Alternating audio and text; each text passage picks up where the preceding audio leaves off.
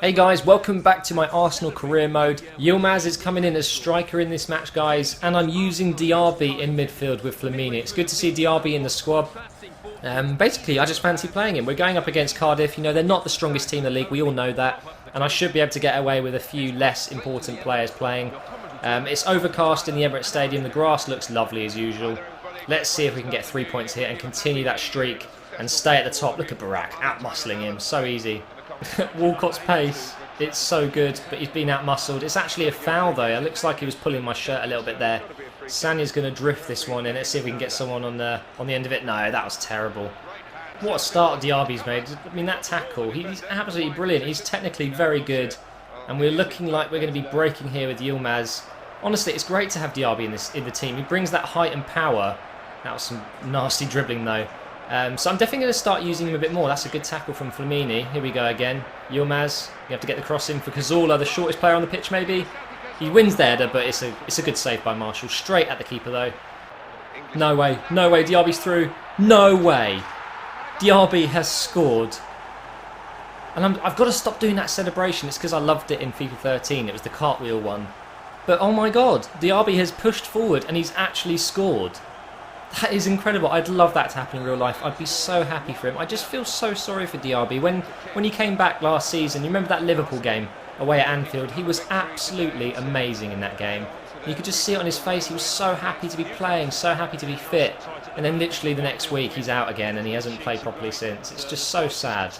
Really great player. Arsene Wenger absolutely loves Diaby. He said he's one of the most technically gifted players he's ever used or had at the club. And, you know, just constantly out from injury. Look at him winning that header like a boss. I love you, Diaby. Half-time at the Emirates, guys. A great first half here. 1-0 against Cardiff City. I've got to be honest, like it's been pretty much all of Arsenal and none of Cardiff. It's been lots of chances.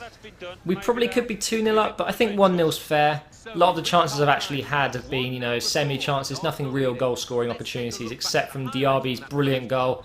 But we can kick off the second half here without making any changes and hopefully we'll be able to score a couple more.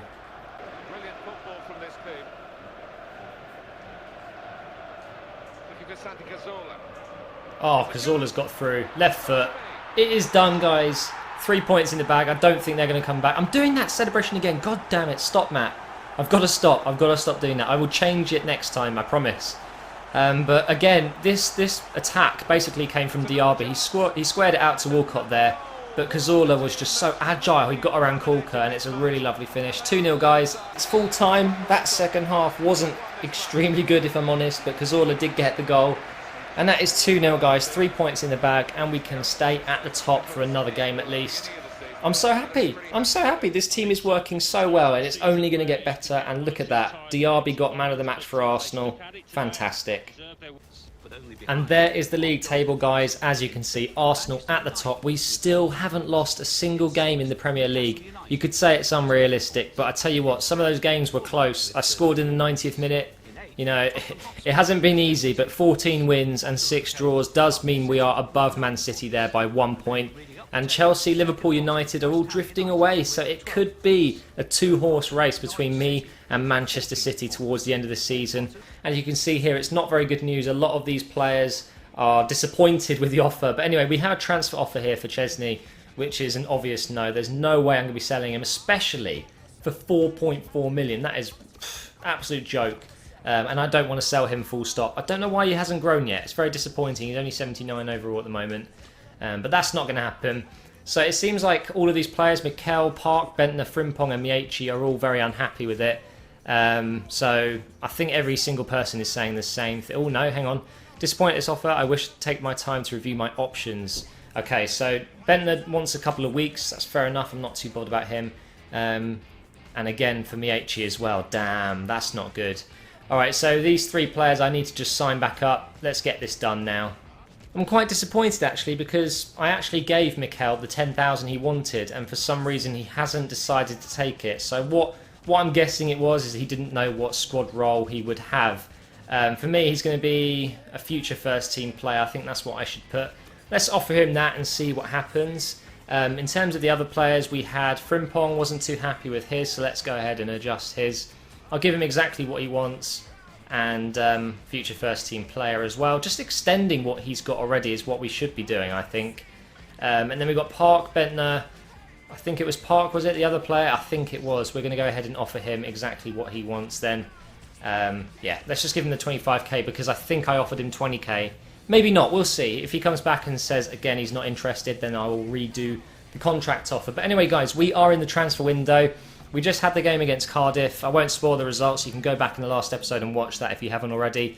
But it does mean we've got a couple of days before the next match, which is an FA Cup match against Man City, I believe. Let's go ahead and take a look who we've got coming up. And also, you know, I want to have this like opportunity to improve the squad if I can. But I was right. We have a game against Man City in the FA Cup coming up. But until there, we've got all the way till Friday the 10th to, you know, play around with the squad and see what we want to do. So, again, it's going to take a bit of time, this. It might be that we don't get too much gameplay in this episode, but this is part of the fun of career mode, and that is adjusting the squad. So what we're going to do here is go to my transfers, and we're going to go look at the shortlist. In fact, I should probably adjust my budget a little bit, go to 70-30. I think that should be a round number. So we've got basically 8,065,000 per week, roughly, to spend on a player or two. It might be that I have to involve a player in a deal or something like that. Let's take a look at who was on my shortlist. It should remind you, I think it was of episode 6, where we talked about these 3 players and their stats. And I can safely say the most popular result, really, in the comments was Montoya and Kaya. I don't think I've said that name wrong, but Kaya would be a very good player to have in the squad for the future. He's so young, and he's one of the better players here. He's got very good stats.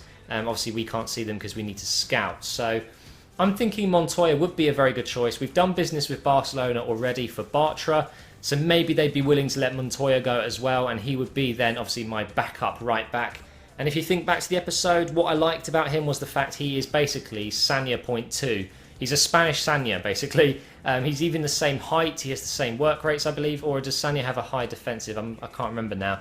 But for 22 years old, he's looking like a pretty decent player. So what I'm going to do is I'm going to go ahead and scout him. He has 6 months left on his contract, so I could get him very cheap here. But let's go ahead and inquire as well. I think that's the best option for me. In terms of defenders, I'm not going to go for Ranocchia. I think he's probably just a little bit... well, he has a potential of 88 apparently, but I just don't see that. He's 79 overall at 25. What makes you think he's going to be that good? So for me, it's between Martinez and Kaya. And I'm thinking, we've done business with Galatasaray as well. Why not keep going? Let's get Kaya. Let's see if we can get him in the squad. Let's ask him to scout and inquire. But let's inquire about Martinez as well, because he would also be a very decent player to have in the squad. So you can scout him and inquire as well. Let's see what we get back. What I could do is inquire about the other players anyway, because it's good to know what kind of prices we are looking at. So let's inquire for Ranocchia as well. And we will then do the same for Aurier and Malo. My God, that's a lot of emails. Wow. Right. Barcelona have come back saying 5.5 million would be enough for Montoya. That's a very good offer. I like that. Let's go ahead and archive that. Yes. Kaya, they want 20.5. Right, that's an instant, you know, I won't be able to afford that. Martinez, 17 million. Malo, 7 million. Oh dear, we've got a few more declines here. Let's go ahead and save these as well. Diaby's declined. God damn it.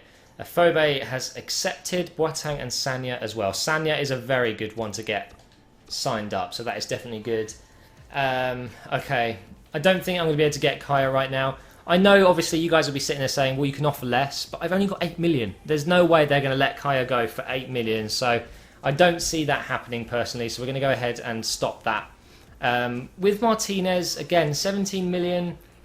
I'm not in an absolute, you know, need of a centre-back. I've got Bartra, I've got Vermaelen who can come in for Mertesacker and Koscielny, so maybe I should just stick with right-back for now, and that would really help the squad. Let's go ahead and archive Malo as well, and then we can take a look at both of them. Why have I got so many in here? We've got a press conference. Let's get rid of all that stuff. I don't know why that was in there.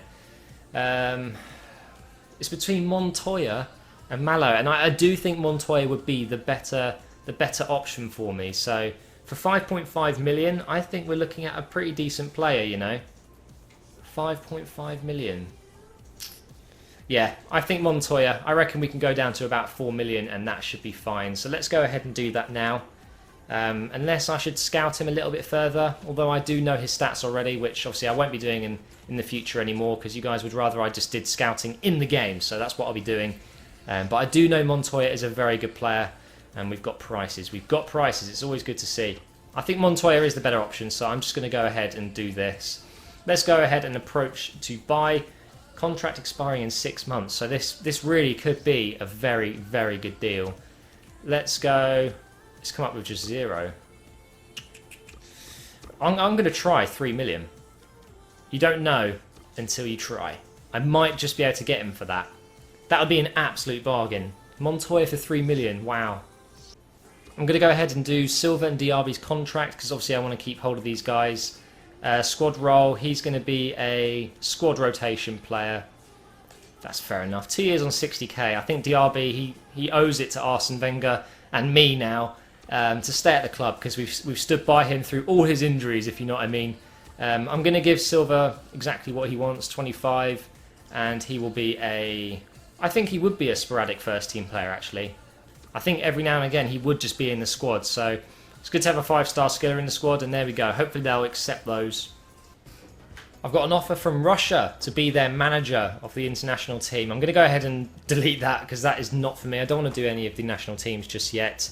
For Ranocchia, they'd accept 10 million, so I could probably get him for 6, maybe 7. That is definitely good to know. Aurier 6.5, but it looks like we're going to be getting Montoya, so I know how much he's worth. We can get rid of that now. And Rosicki has declined his offer, so it looks like he might be going cheap if I do decide to sell him. So let's go ahead and do his contract as well. I won't show you that, it'll take too long. But I'm going to improve it.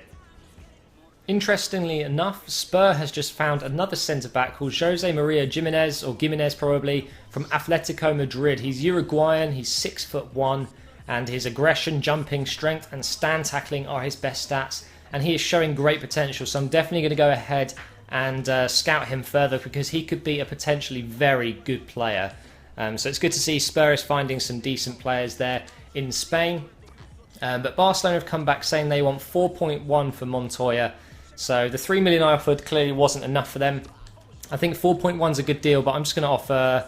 I'm going to offer the 4 million. I don't think there's any point in adding the 100,000. I think they'll just go ahead and accept it.